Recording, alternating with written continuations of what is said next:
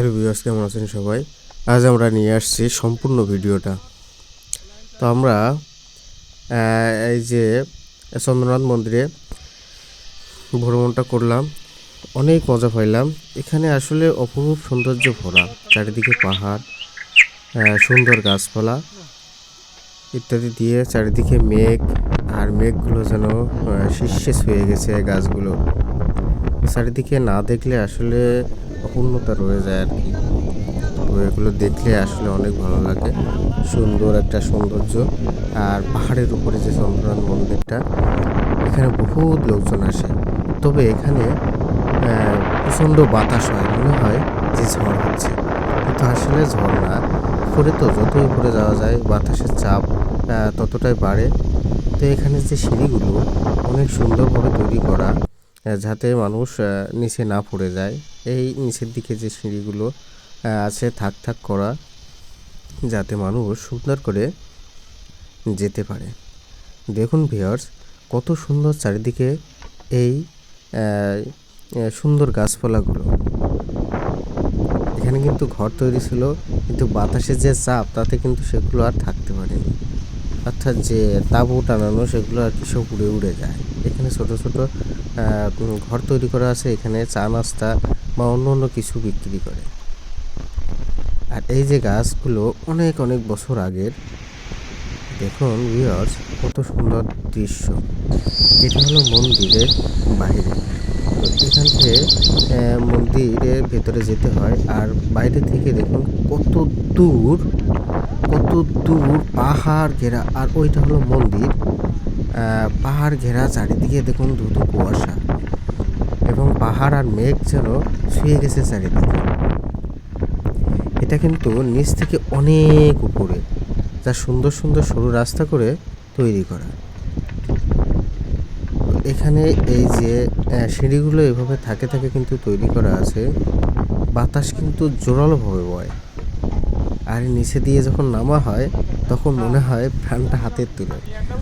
এখানে উঠতে গেলে অনেক কষ্ট হয়। এখানে উঠতে গেলে অবশ্যই আপনারা সাথে জল এবং খাবার নিয়ে যাবেন। তো দেখুন এখান থেকে চারিদিকে কি সুন্দর,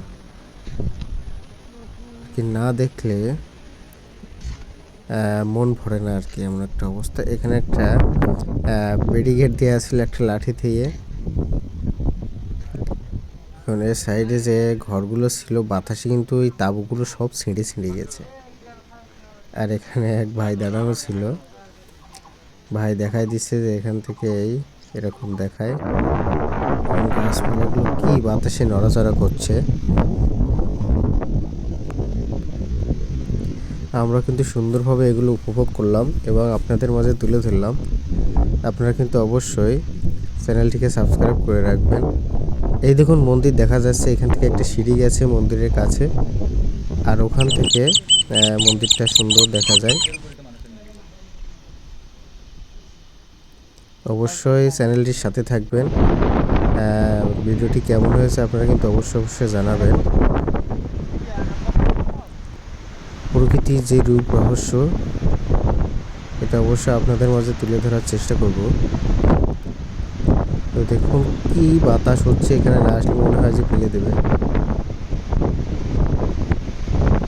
এখন আমরা কিন্তু মন্দিরের পাশে দাঁড়ানো ছিলাম।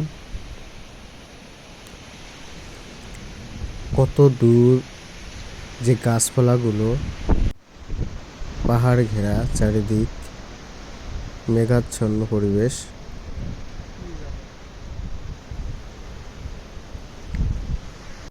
দেখতে থাকেন।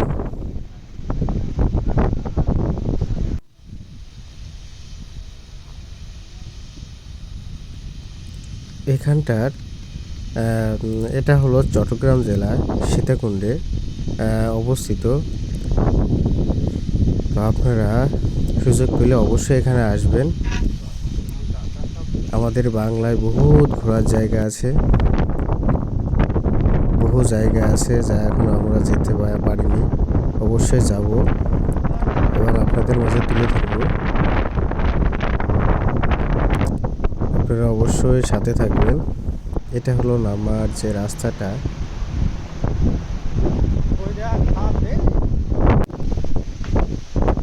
আমরা একটু পরে ওখান থেকে নেমে নিচের দিকে যাব। এখানে কিছু ভাইয়েরা আছে যারা ঠান্ডা পানি নিয়ে ওখানে বিক্রি করছে, যে পানি জল ইত্যাদি তারা ওখানে বিক্রি করে আর কি। উপরে বহুত উপরে, অনেক উপরে, প্রচুর ঠান্ডা লেগে যায় উপরে আসতে, কারণ প্রচণ্ড বাতাস। অবশ্য গরম লাগে, কিন্তু উপরে যখন এসে থেমে যাওয়া যায় তখন। এটা হলো মন্দিরের ভিতরে, দেখুন ভিউয়ার্স সবাই বসে আছে। আর এই মন্দির থেকে ভিউটা দেখুন কি সুন্দর দেখাচ্ছে, না দেখলে কল্পনা করা যায় না। দেখুন কত সুন্দর চারিদিকটার ভিউটা দেখুন। এগুলো দেখলে মনে হয় প্রাণটা জুড়িয়ে গেল। আসলে প্রকৃতির যে রূপটা, এটা দেখলে সবার আর কি মনের ভিতরে থাকা অশান্তিটা শান্তিতে পরিণত হয় বলে মনে হয়। এ হলো মন্দিরের ভিতরটা, দেখুন কি সুন্দর করে তৈরি করা ফুল পাহাড়ে। আর এটা হলো ফুল যে ভিউটা, একদম মন্দির থেকে চারিদিকে দেখুন কি সুন্দর দেখাচ্ছে। আমরা এখন নেমে যাব নিচের দিকে, চলে যাব আমরা। তো ভিউয়ার্স, এটাই ছিল আমাদের ফুল ভিডিও। তো আপনারা দেখুন, উপভোগ করুন এবং কেমন হয়েছে জানান, এবং পরবর্তীতে কোন জায়গা যাওয়া যায় সেটা অবশ্যই জানাবেন। তো দেখুন, আমরা নেমে যাচ্ছি নিচে তাকড়া সাইডে।